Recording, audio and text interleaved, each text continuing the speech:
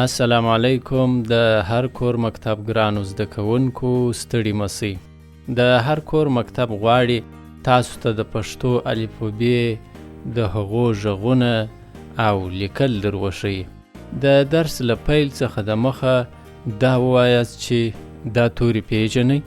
دا د پښتو الفبې توري دي چې ټول شپږ څلوېښت کیږي او په اول لوست کې له دغو شپږ څلوېښتو تورو څخه دوه توري الف او الف مد درښیو، او دا مو هم په یاد وي چې پښتو لیک له راستې خوا څخه چپې خوا ته لیکل کیږي.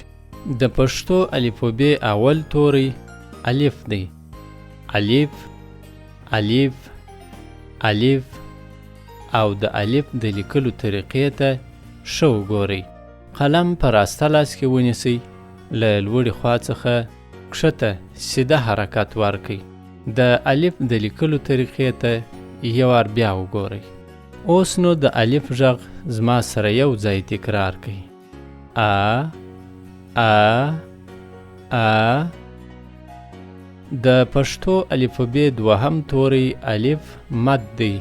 د الف مد د لیکلو طریقې ته ښه وګورئ.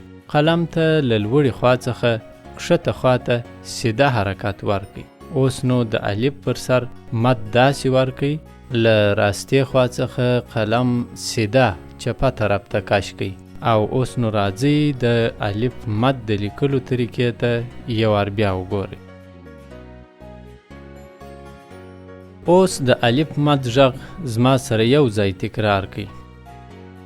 آ آ آ. د الف او الف مد ترمنځ په لوستلو کې توپیر دا دی چې مد الف تر الف یو څه ډیر کشیږي. د هر کور مکتب ګرانو زده کوونکو د اول درس دا دوه توري الف او الف مد تاسې د خپلو ورونو، خویندو او ملګرو سره یو ځای تکرار کړئ او ولیکئ. تر دوهم لوست پورې خوشحاله او آرام ژوند ولرئ. په مخه مو شه.